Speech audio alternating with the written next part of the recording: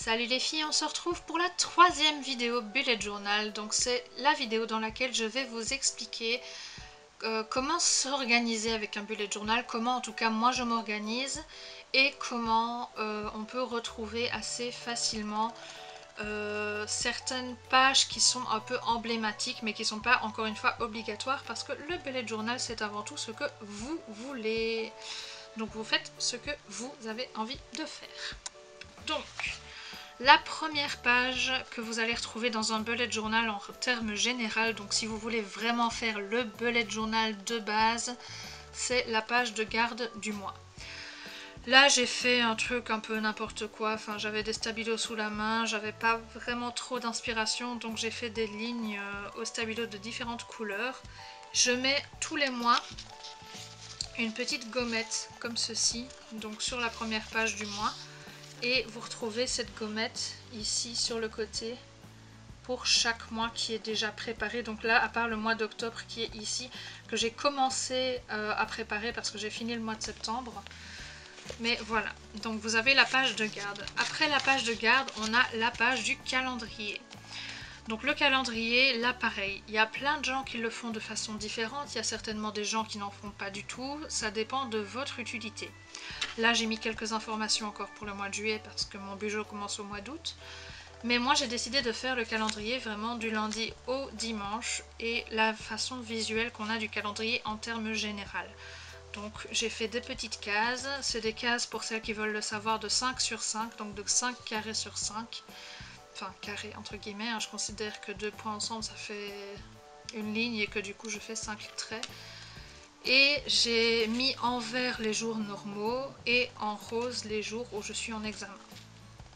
Ici j'ai une petite partie pour les notes et là je me suis laissé toute une partie pour dessiner, etc. Vous verrez dans la vidéo de fin de ce mois-ci que ça a déjà changé dans ma partie de septembre et c'est ce qui est bien dans le bullet journal, c'est qu'on peut tout le temps changer tout ce qu'on veut. Donc il n'y a rien qui est obligatoire en fait. Donc vous faites vraiment ce que vous voulez et c'est ça que j'adore moi dans le bullet journal. Ensuite j'ai laissé une page pour les doodles et j'ai fait une autre page emblématique, c'est le tracker. Donc le tracker en fait c'est tout simplement une page où vous allez faire un tableau et vous allez mettre d'un côté les choses que vous voulez suivre de votre quotidien. Donc moi par exemple j'ai mis boire 1,5 litre d'eau, boire maximum 2 verres de coca, ne pas grignoter, jouer à League of Legends, filmer des vidéos, monter des vidéos, le nombre d'heures pour lesquelles j'ai travaillé pour l'école, le nombre d'heures que j'ai dormi et si j'ai fait du sport ou non, et vous mettez tous les jours du mois. Et vous venez faire un petit point à chaque fois que vous avez fait quelque chose. Donc tous les jours en fin de journée, vous venez et vous mettez, bah tiens, est-ce que j'ai bu 1,5 litre? Oui, je mets un point. J'ai bu maximum 2 verres de coca? Non, donc je mets pas de point. Et ainsi de suite. Donc désolée pour les problèmes de focus, je le gère pas encore trop, mais bon voilà. Après ça, moi j'ai décidé de mettre mes horaires. Donc comme vous savez, je suis toujours aux études. Donc j'ai décidé de mettre mes horaires et même si c'est le mois d'août, j'ai déjà dû faire des horaires étant donné que mes examens recommencent le 21 août. Donc là, je me suis laissé en fait la première semaine de mois d'août, donc qui n'est pas ici du tout. Donc là, mes horaires commencent le 7, le lundi 7 août. Je me suis laissé la première semaine de congé pour filmer et monter un maximum de vidéos parce que j'ai vraiment envie de prendre de l'avance dessus pour être vraiment bien dans mon comment dire, pour vraiment pouvoir suivre mon nouveau rythme, donc de 2 vidéos par semaine. Donc j'ai commencé mes horaires le lundi 7. La page d'horaire elle change en fonction de ce que j'ai besoin. Donc là j'avais besoin d'avoir des horaires de 10h à 21h pour mes horaires d'études. Bon, au fur et à mesure j'ai décidé que je ne commencerai à étudier qu'à 13h et que j'étudierai jusqu'à 21h parce que c'est un horaire qui me plaisait mieux. Mais c'est un horaire qui a été fait en fonction de mes besoins, donc il ne sera pas le même chez tout le monde. Donc on a le titre ici sur les 2 pages forcément vu que les 2 pages sont les mêmes, donc j'ai mis horaire d'études. Les jours de la semaine du lundi au dimanche vu que je vais étudier, un blocus entre guillemets parfait, donc ça c'est ce que j'aimerais bien faire quand je serai en blocus de décembre et en blocus de mai. Donc c'est le matin pour prendre 2 heures pour faire mes fiches, puis une demi-heure de pause, 1h30 pour étudier, une demi-heure de pause, 1h30 pour étudier, une demi-heure de pause, encore 1h30 pour étudier, encore une demi-heure de pause et encore 2 heures pour les fiches. Et de cette façon-là, j'aurai toute ma journée planifiée de 10 h du matin à 21 h pour étudier. Donc là, ce que j'ai fait, c'est que je me suis laissé le mercredi de congé. Je commence à étudier à partir de 13 h, sauf les 2 premières semaines ici, où j'ai réservé, vous pouvez voir ça sur les 2 semaines, j'ai réservé la première heure et demie de travail de la journée pour faire les travaux écrits que je dois rendre pour mes examens et qui doivent être cotés. Et tout le reste, c'est de l'étude, et donc j'ai noté le cours que je vais étudier à ce moment-là. Et j'ai ici un espace de notes dont je me suis servi. Donc là, par exemple, j'ai écrit tous les travaux que je devais rendre. Là, j'ai écrit les examens que j'avais dans l'ordre chronologique pour pouvoir plus facilement les replacer ici en fonction de mes besoins. On a une deuxième page d'horaire où cette fois-ci le titre est en rose parce que c'est mes horaires d'examen, donc les 2 semaines où je serai, enfin mes 2 premières semaines d'examen, on va dire ça comme ça. Donc les périodes où je suis en examen sont en rose et j'ai noté en rouge par-dessus l'examen que j'avais, sauf un examen qui n'est pas sûr et certain, donc j'ai mis un point d'interrogation parce que je ne sais pas si je vais le passer ou pas.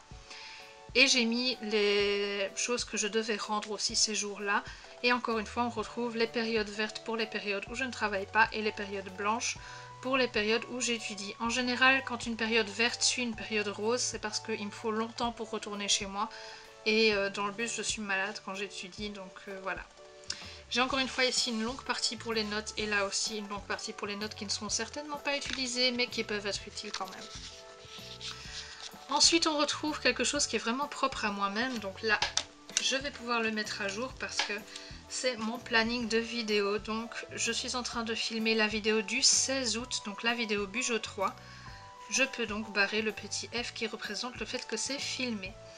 Donc ça va aussi changer au mois de septembre, vous verrez ça à la fin de ce mois-ci, étant donné qu'à la fin du mois, je vous ferai une vue d'ensemble de mon mois d'août et les changements qu'il y a eu pour le mois de septembre, et je ferai ça à la fin de chaque mois.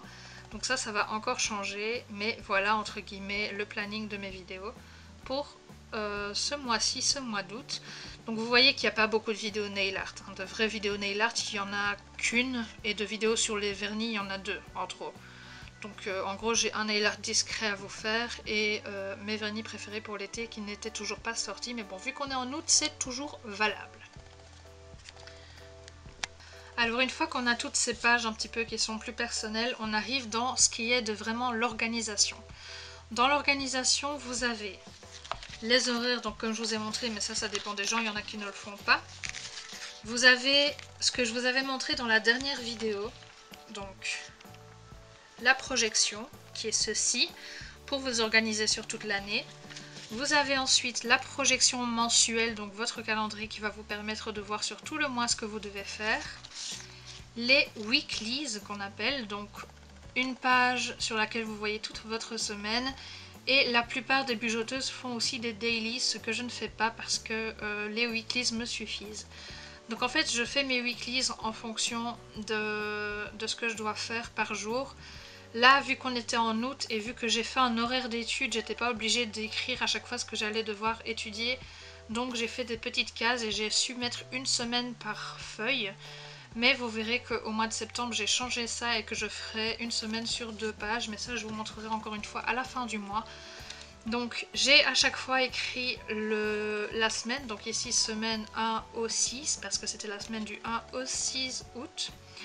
J'ai fait une petite case par jour, sauf... Ah bah non, tiens ici pour le samedi et le dimanche, j'ai pu faire des cases séparées parce que j'avais que 6 jours à mettre. Sinon, vous verrez dans les pages suivantes que j'ai fait différemment. Je me suis servi de ma légende, donc que vous avez vu dans la Bugeot 2, il me semble. Donc ma légende qui est ici, pour mettre les tâches que j'avais à faire, c'est-à-dire que j'ai mis un point à chaque fois que j'avais des tâches. Et que j'ai mis mes codes couleurs aussi. Ensuite on a la deuxième semaine, là pareil, j'ai remis de nouveau 6 cases, sauf que le samedi et le dimanche sont regroupés en une seule. Et je mets un petit triangle pour mettre les jours de vidéo et le type de vidéo que je dois sortir ce jour-là.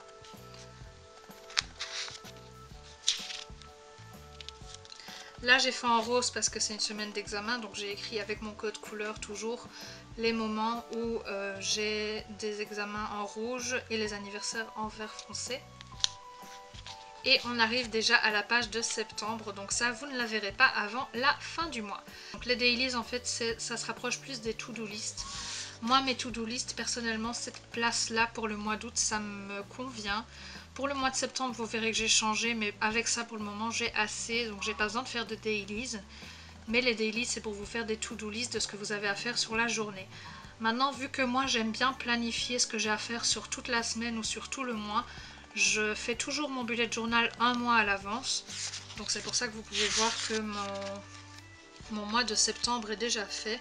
Parce que j'ai toujours des choses à planifier pour après. Et je préfère avoir toute la place pour le faire. Et c'est pour ça que dans certaines pages de mon Bujo, on voit que j'ai écrit au crayon. Par exemple là j'ai écrit plein de choses au crayon, etc. Parce que c'est des choses qui devront être planifiées à ces moments-là et que j'ai calculé à ces moments-là. Donc j'aime bien pouvoir planifier sur toute ma semaine et pas avoir des choses à faire sur toute la journée parce que j'ai tendance à ne pas les faire. Voilà pour mon organisation à moi. Donc c'était la 3e vidéo sur le bullet journal. La prochaine, ça sera une vidéo sur les collections, ça sera mercredi prochain. J'espère que cette vidéo vous a plu et je vous dis à la prochaine. Bye!